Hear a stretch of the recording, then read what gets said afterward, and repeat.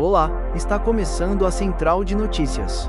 Nesta terça-feira, 25 de agosto, você acompanha os 5 assuntos que estão em destaque no Brasil e no mundo. Vamos direto às notícias. Começamos pelo Rio de Janeiro. A Polícia Militar iniciou uma nova etapa da ocupação do Complexo de Israel, na zona norte do Rio, e anunciou que o policiamento na região será mantido por tempo indeterminado. A área envolve comunidades como Vigário Geral, Parada de Lucas e Cordovil. A operação desta segunda-feira mobilizou mais de 200 policiais e terminou com prisões e apreensão de armas, drogas e outros materiais. Durante a ação, criminosos reagiram e provocaram bloqueios em importantes vias da cidade. A Avenida Brasil e a Linha Vermelha chegaram a ser fechadas, e caminhões foram incendiados, causando um grande impacto no trânsito. Segundo a Polícia Militar, o objetivo é combater grupos criminosos, retirar barricadas e enfrentar crimes como roubos de veículos e cargas. Nesta terça-feira, Polícia Civil e Polícia Militar também realizam uma nova operação contra integrantes do 3º Comando Puro na região, com dezenas de mandados de prisão.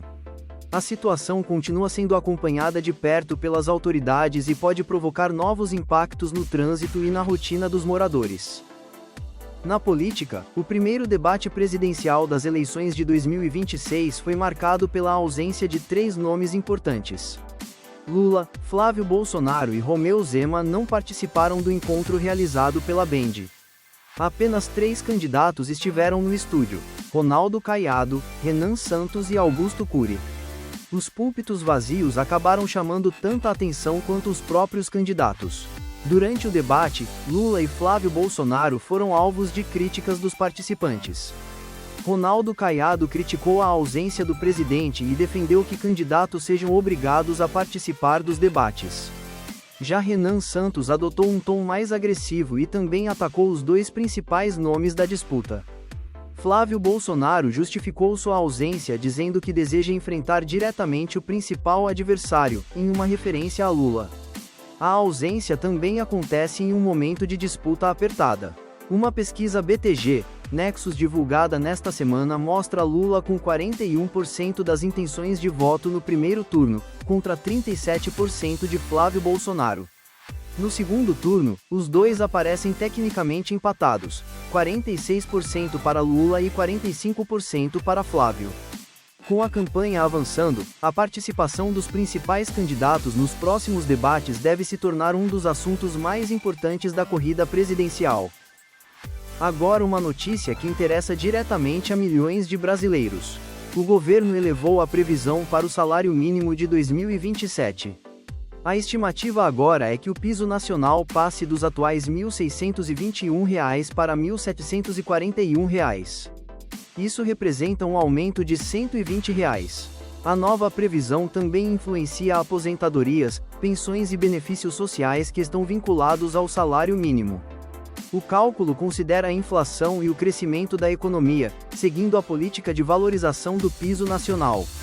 Mas existe um detalhe importante: os R$ 1.741 ainda não são o valor definitivo. A previsão está incluída na proposta do orçamento de 2027, que será encaminhada ao Congresso.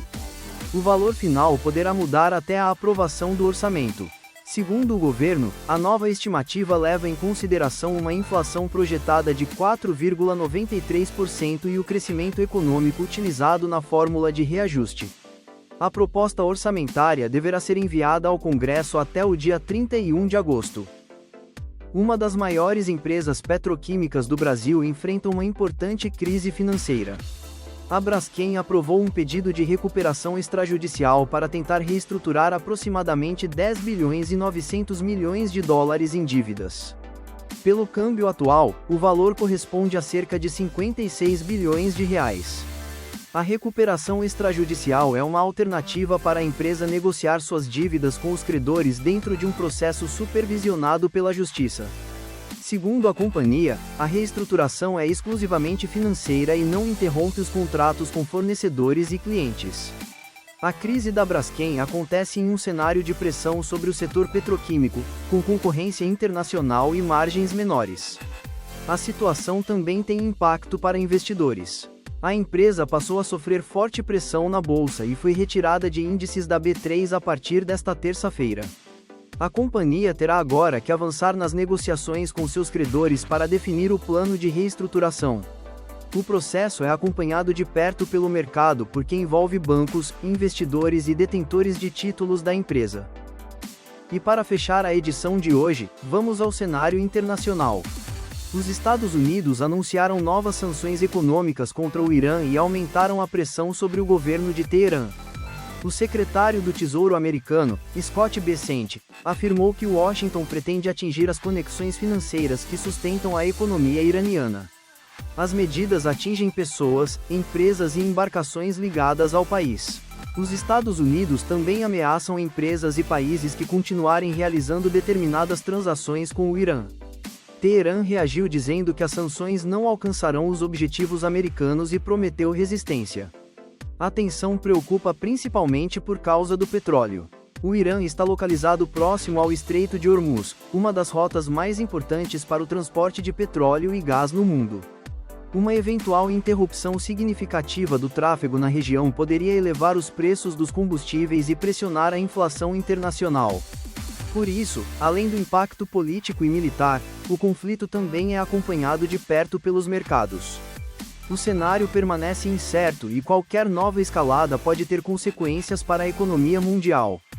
E essas foram as 5 principais notícias desta segunda-feira, 24 de agosto.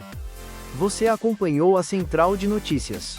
Se gostou deste resumo, deixe o seu like, inscreva-se no canal e compartilhe este vídeo. Amanhã tem uma nova edição com os principais acontecimentos do Brasil e do mundo. Até a próxima!